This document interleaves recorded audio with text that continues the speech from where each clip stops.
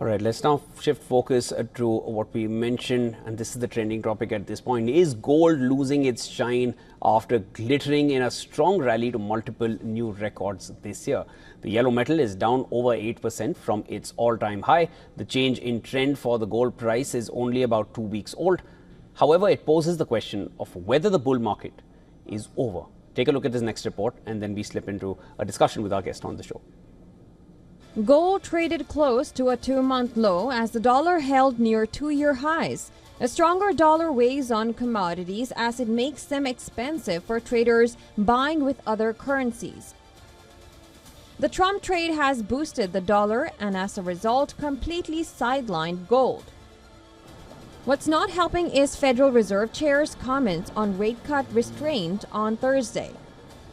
Jerome Powell highlighted the resilience of the U.S. economy and said that the Fed is not in a hurry to cut rates. For no interest yielding gold, higher rates are a bane. The yellow metal has fallen about $230 since hitting a record high of $2,802 early last week.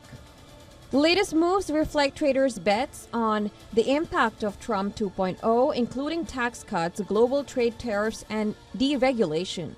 All those policies point to dollar strength from a boost to the U.S. economy on Trump's America First agenda.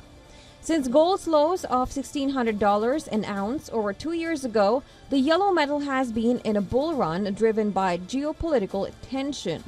Flight to safety bets resulted in a blistering for the precious metal. However, the U.S. political uncertainty leading into the U.S. polls was quashed by a landslide and quick victory to Trump last week. Gold, as a result, fell, reversing a 2-year rally. Analysts say no bull market moves in a straight line. Clive Thompson, a retired managing director of wealth management at Union Bankier Privé UBP in Switzerland, predicts gold will go lower before things stabilize, followed by a continuation of the bull market. The reason? The big picture for gold in the long run has not changed. Central banks and major investors will continue to buy the yellow metal in troves. Government debt will continue to grow faster than GDP and as such push investors to shelter in safe haven assets like gold. Interest payments on the debt are rising fast and the dollar has been weaponized in geopolitical responses.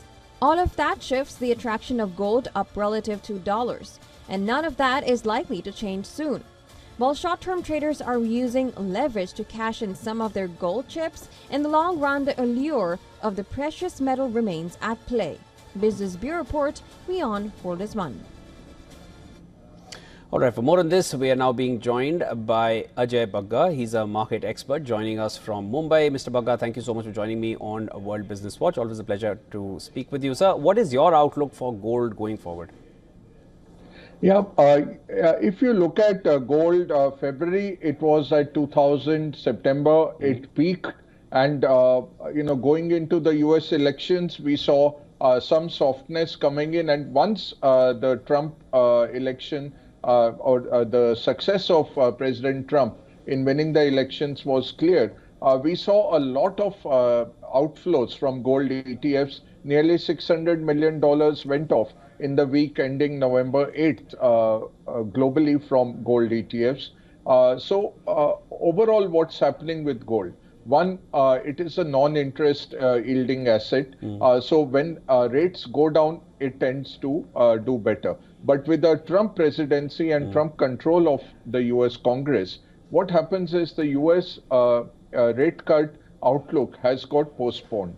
So we saw some softness on that. Second was on the geopolitical front. Gold was being bought by high net worth individuals based on the risk seen on the geopolitical front. But again, with the Trump presidency, that geopolitical premium has started going out of gold.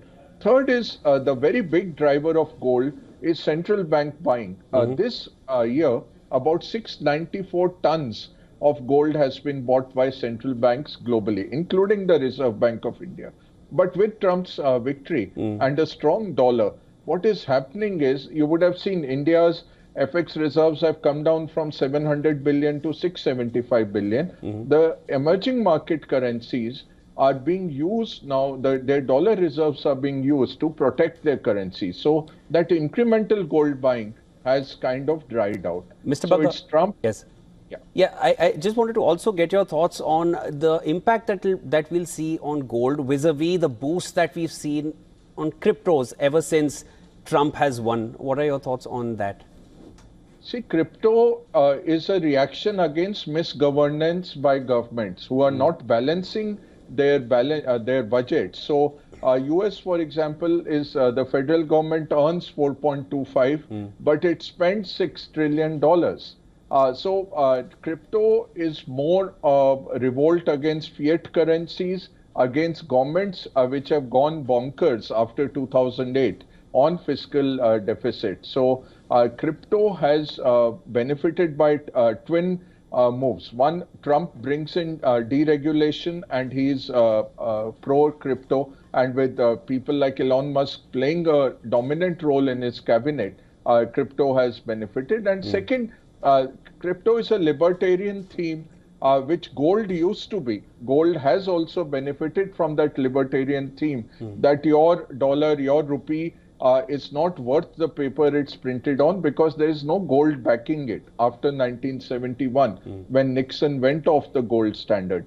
India doesn't have enough gold to back all the currency that we have printed. So, gold used to be a libertarian theme. Now crypto has, substituted Understood. it to some extent. I hear your point. Mr. Bagga, you mentioned this briefly in the earlier response. I wanted to just, ask you to focus a little more on that. What do you make of the recent moves in the Indian markets, and when can we expect Indian stocks to recover from the recent correction?